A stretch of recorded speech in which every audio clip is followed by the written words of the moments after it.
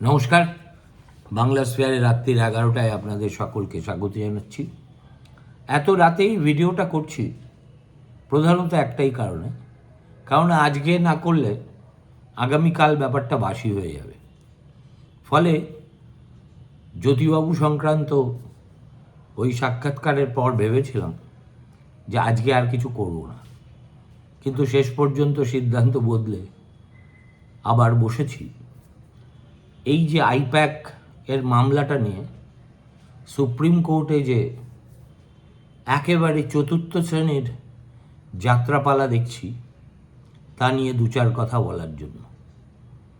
মনে হচ্ছে supreme court DA মামলার ক্ষেত্রে অথবা চাকরিহারাদের মামলার ক্ষেত্রে অথবা ওবিসি লিস্টের মামলার ক্ষেত্রে যে পথে এগিয়েছিল, এই মামলাটাও বোধহয় আইপ্যাকের মামলাটাও ইডির করা মামলাটাও বোধহয় সেই পথেই এগোতে চলেছে।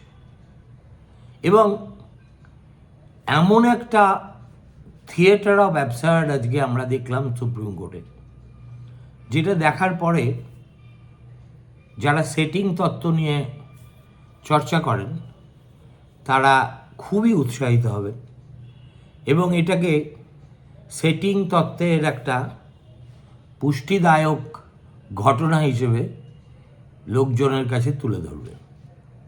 আপনাদের স্মরণে আছে গত শুনানির দিন কপিল সিব্বালের এক জুনিয়র বলেছিলেন যে আমার সিনিয়র খুব অসুস্থ, অতএব একটু অ্যাকোমোডেশন দেওয়া হোক।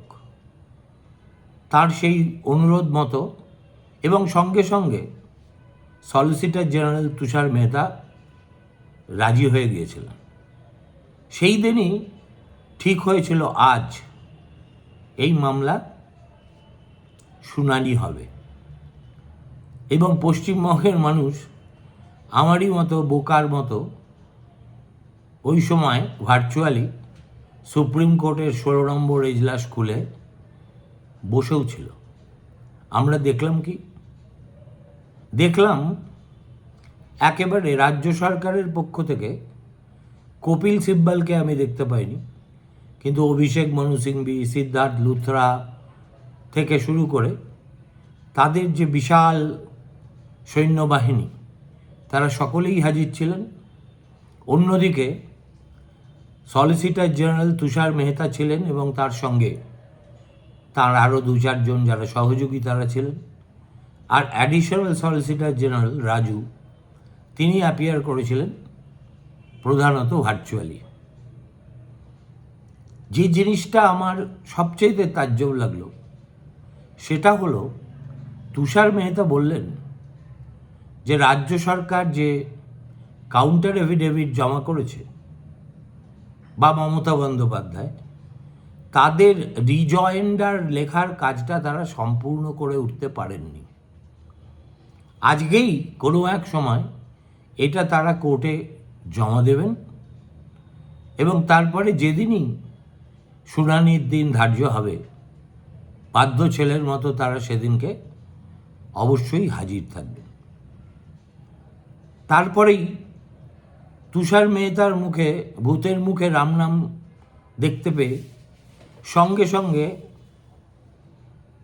এই সুযোগটা ছিনিয়ে নিলেন রাজ্য সরকারের আইনজীবীরা। তারা বলতে শুরু করলেন, হুজুর, হোলির পরে একটা ডেট দিন। তারপরে পিছোতে ডেটটা হয়ে গেল 18ই মার্চ। আজ 18ই ফেব্রুয়ারি, ঠিক 1 মাস পরে। আগের দিন কপিলের স্বাস্থ্যের অবনতির জন্য এটা হয়েছিল, আজকে হলো কেন্দ্রীয় সরকারের কৌশলীদের একেবারে চরম অকর্মণ্যতার কারণে। এটা অকর্মণ্যতা না পরিকল্পিত কোনো স্ট্র্যাটেজি, এটা বলার মতো জায়গায় আমি নেই। কিন্তু আজকে সলিসিটর জেনারেলের বক্তব্য এবং অবস্থান একটা ঘোরতর সন্দেহের বীজ আমাদের মনের মধ্যে ঢুকিয়ে দিল। সেটা হলো, একবার যখন এনফোর্সমেন্ট ডাইরেক্টরেটের বিরুদ্ধে পশ্চিমবঙ্গ তথা কলকাতা পুলিশের বিবিধ এফআইআর আর কার্যকর করা হচ্ছেই না, তখন আমরা একটু ধীরেই খেলি। এই ধীরে খেলাটা কোন উদ্দেশ্য নিয়ে, সেটাই হচ্ছে কোটি টাকার প্রশ্ন। দেখুন, সলিসিটর জেনারেল বা অ্যাডিশনাল সলিসিটর জেনারেল এরা কেন্দ্রীয় সরকারের প্রতিনিধিত্ব করেন এবং তাদের নানাবিধ কাজের পিছনে আসলে রাজনৈতিক মন্ত্রণা যে থাকে সেটাও আমরা বিলক্ষণ জানি।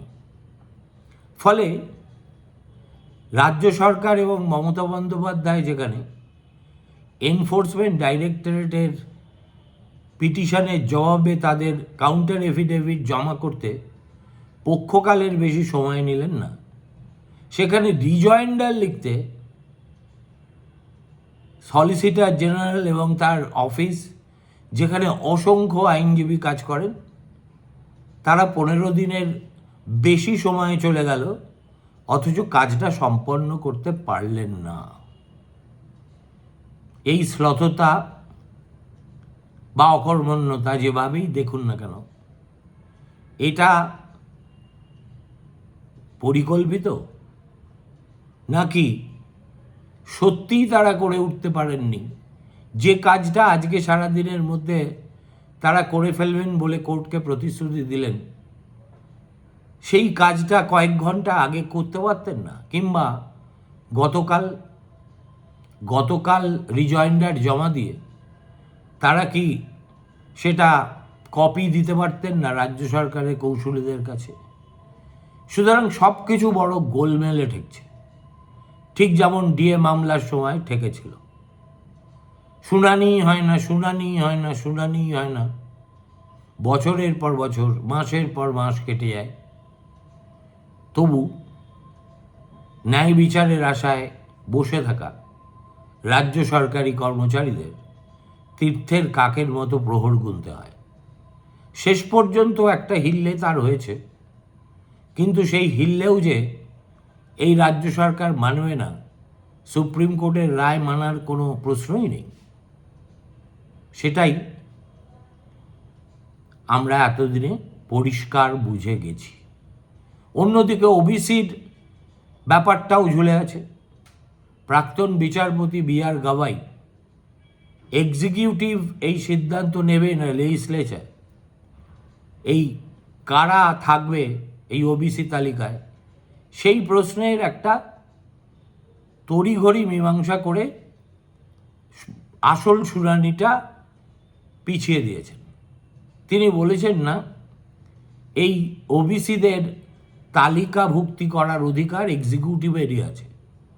অথচ তিনি এই ফ্যাক্টরে গেলেনই না যে আমাদের লেজিসলেচারই এমন একটা আইন করে বসে আছে যেখানে শুধু এক্সিকিউটিভের কথায় কাজ হওয়ার নয়। কিন্তু সেসব কথা তো যখন পুরোদস্তুর শুনানি হবে তখন হবে।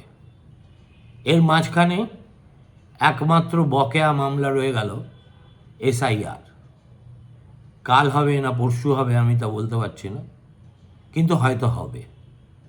আবার সেই অভিষেক মনু সিংভি, কপিল সিব্বলরা কাঁধ নাচিয়ে কীভাবে নির্বাচন কমিশন সুপ্রিম কোর্টের তথাকথিত আদেশ লঙ্ঘন করছে তা প্রমাণের চেষ্টা করবেন। এই নিয়ে কিছু বাদানুবাদও হবে। তারপর সূর্যকান্ত, যিনি আগেই বলে দিয়েছেন এসআইআর প্রক্রিয়া বানচাল করার কোনো চেষ্টায় তিনি সায় দেবেন না, আবার হয়তো নতুন করে একটা দুটো নির্দেশ দেবেন।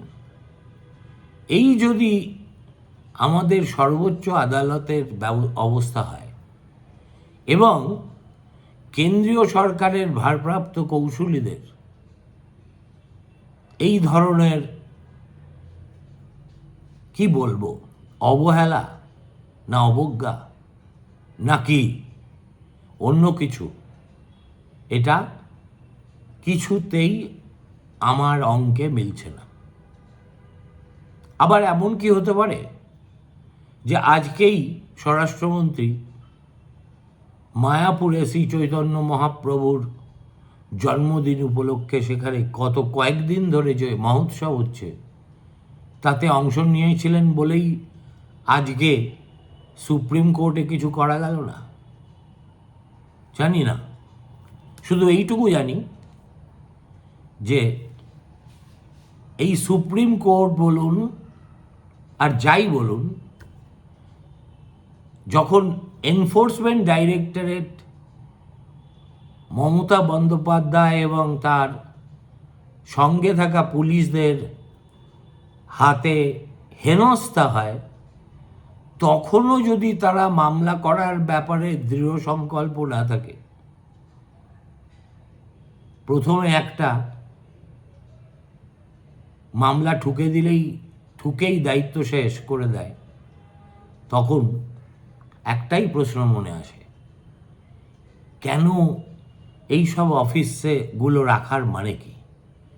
ট্যাক্সপেয়ারের টাকা দিয়ে এইভাবে মানুষের সঙ্গে ছলনা যারা করে তারা নিজেদের তদন্ত সংস্থা বলে দাবি করে কোন মুখে?